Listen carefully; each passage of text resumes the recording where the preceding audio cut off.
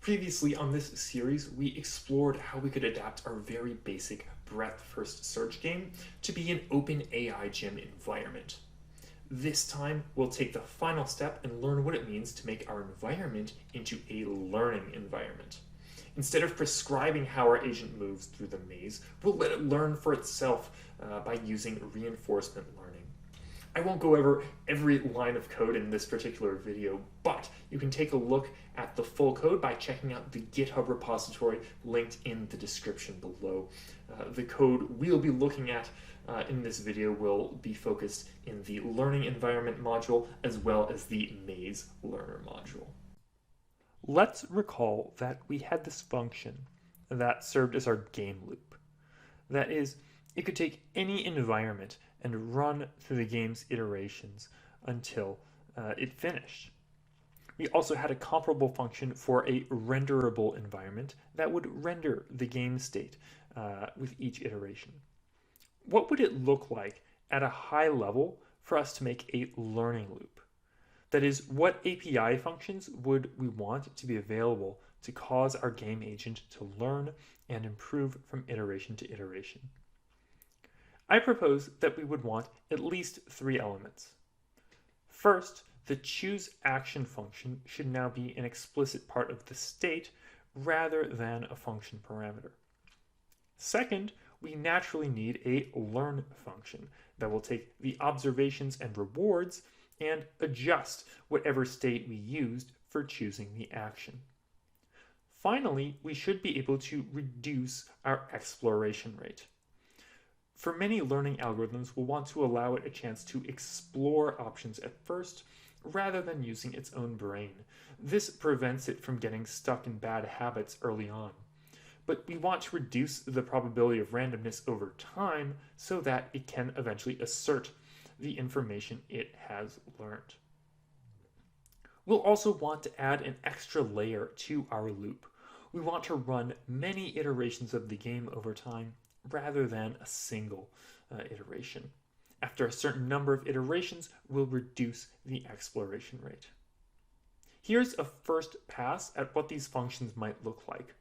Notice how they rely on our previous environment functions like current observation, step_env, and reset_env. Those parameters at the bottom could be inputs to our function or constants, but we'll see that this function, this final loop function, will accumulate the total reward values for each run of our game. These idealized functions inform some of the pieces we'll need for a learning environment class. What's clear is that this class needs to wrap the monad for our environment. In this way, we don't need to modify our existing game's monad just to make it learn in a particular way. So the first thing we'll do with this class is use an associated type to assign our environment monad. We'll also want a lift function that will take actions in the environment or game and bring them into the learning monad. Notice how the kind of our environment is star to star because our environment is a monad. Naturally, we'll also want a learning state that is separate from the environment's state. This will store our exploration rate among other things. We'll include functions from getting and setting this state. This is also a good opportunity to include our exploration functions for our learning environment class. We should be able to get the exploration function and then, as I mentioned before, have another function to reduce the exploration rate.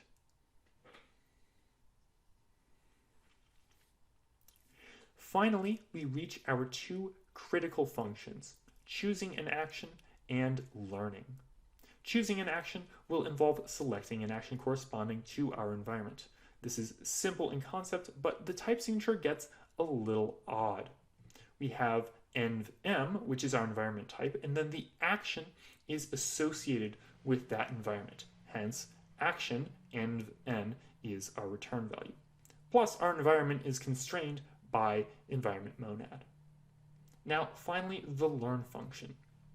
This takes 4 parameters: the starting observation, the action we took based on that observation, the new observation resulting from that action, and the reward as a result of taking that action. Then it will update the learning state, though it will not provide a return value.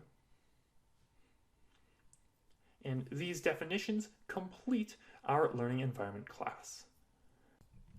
As with the maze game itself, this code only runs if we create an instance for it. So let's start by defining our learning state type. What information do we need to store that will help us select our move and learn appropriately? For this example, we're going to use a basic form of Q-learning. In Q-learning, we have a function that takes an observation and an action and produces a score value. So in any given situation, our move is to select the action with the highest score. The rewards then let us calibrate how this function operates, gradually assigning higher scores to actions with higher rewards. In the most basic form of Q-learning, our function is a table, where every combination of observation and action corresponds to a score.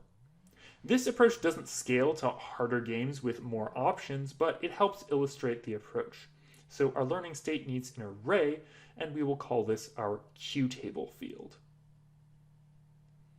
Our learning state will also need to store the current exploration rate, as well as a random generator, which will tell us when to make random moves and which random move we will actually select. Now, our monadic type will use the state monad over both the learner state and the original maze game state. Why does it need both? Well, this will become clear when we start making the instance.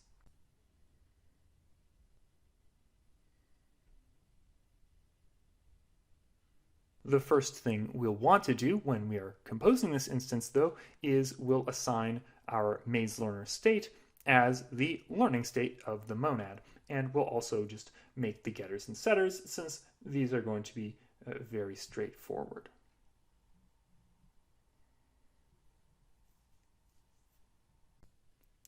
Next, we'll go ahead and assign the maze game monad to be the environment monad for this particular learning environment. And then we can fill in the lift n function. And this will make it obvious why we need both of these types within the state for the learning environment, because to implement lift n, what we're going to do is get the full environment of both of them. We'll run the state just using the game state. Remember, this is only operating within the environment itself. And then we'll replace that using put. We'll put the original learning state and then the modified game state, and then we'll return the results of that function. Now, I'm just going to go ahead and fill in the rest of the boilerplate for our learning environment. It's not especially interesting. What we really want to examine is the choose action function and the learn function. So these will be the focus of the rest of the video. So to start, let's define some helper functions. I'm not going to go into too much details on these, but we'll have two different functions that will convert back and forth between an observation, that is to say a location, and its index within its Q table, within our Q table. And this is the type of that index is a word. So we have location to index goes from location to word, index to location goes from word to location. And then we also have this max score function. This will take a location and an observation index, so a word, and it'll also take the Q table, and it will produce the maximum score we get from that observation, considering all the possible moves. Now, when it comes to selecting an action, we have two branches. We have to start by rolling the dice, essentially, to determine if this will be a random an exploratory move, or if it's going to be what we might call a brain move using our Q table. The random move is a matter of taking a second roll over our 5 action possibilities, choosing one of those, and then we'll update the learning state with the new generator, and then we'll return the enum that corresponds to the number that we've selected at random.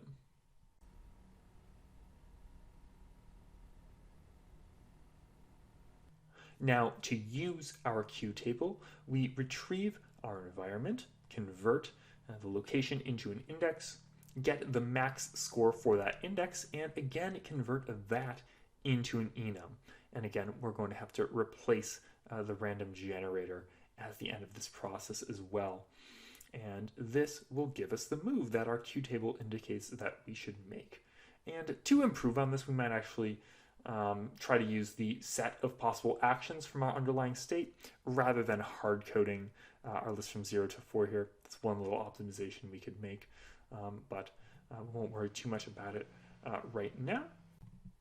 Let's instead move on to our learning function, how to update our qtable whenever we have a new reward, a new observation. Most of the logic for this learning function is pretty straightforward as well. We'll start off by retrieving our learning state and the game grid, and we'll determine the indices for both our input observation and the action so that we can index into our qtable.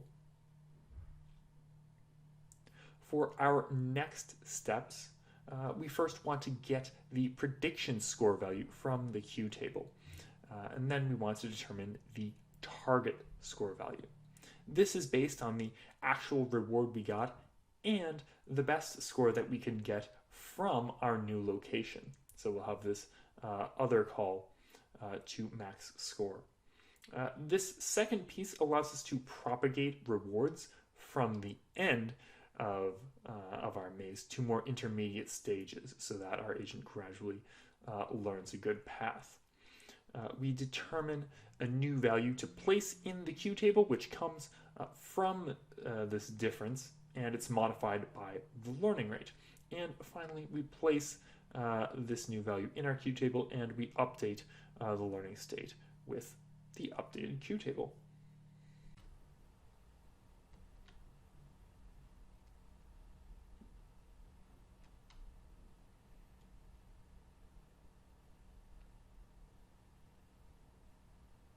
As an improvement, we could also make gamma, this parameter, and the learning rate part of our learning state and change those values over time together with the exploration rate. It's just another possibility we can do with our learning algorithm.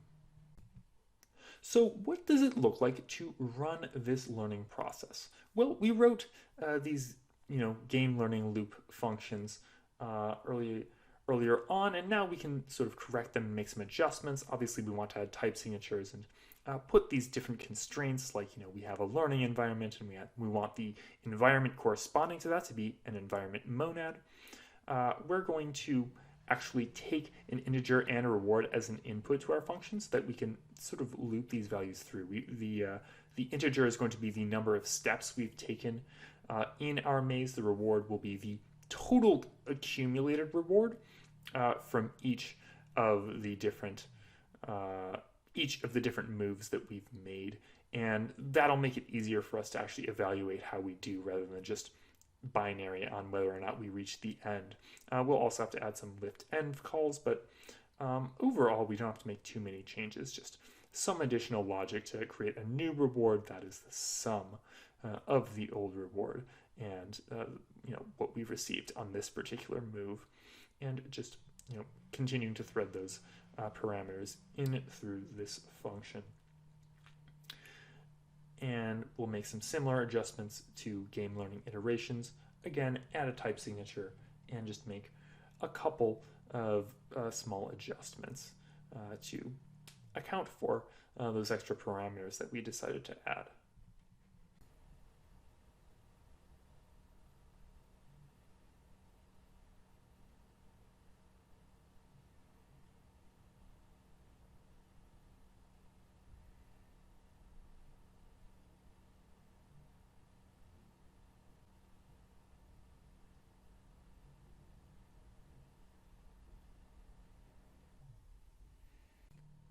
And last but not least, a bit of code to run this loop with the starting environment. We'll return the rewards and results from the first 10 runs as well as the last 10 runs, and we'll sort of see what that difference looks like there.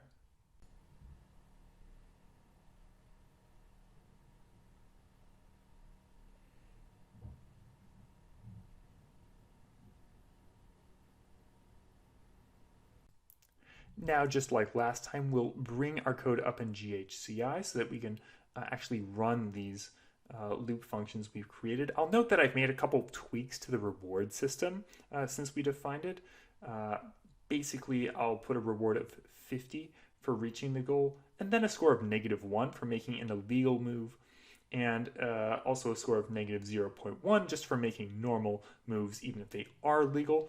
And the intention of this is to encourage our AI to make faster progress and to avoid making those illegal moves.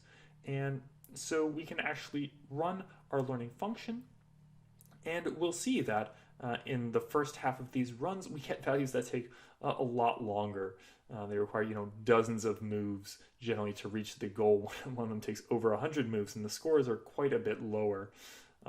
Whereas in the second set, the last set of results after we've really completed our algorithms training, we see that oftentimes we can get single-digit number of moves. Our scores are much closer to 50. So our agent has, in fact, learned better how to navigate this path, and we've made some real progress here. But it's still not perfect, but that's okay. Machine learning is rarely perfect. A lot of more precise learning algorithms for harder problems will require you to use more advanced tools like TensorFlow. Lucky for you, our Haskell Brain course is now open for enrollment. This course will teach you how to use the Haskell TensorFlow bindings to write simple machine learning programs in Haskell. So if you've always wanted to do this kind of AI-related work in Haskell, but you didn't think the language had the tools, now is your chance to learn how to use one of the most important libraries in the field of AI and machine learning. So sign up today using that first link in the video description. I hope to see you in the course.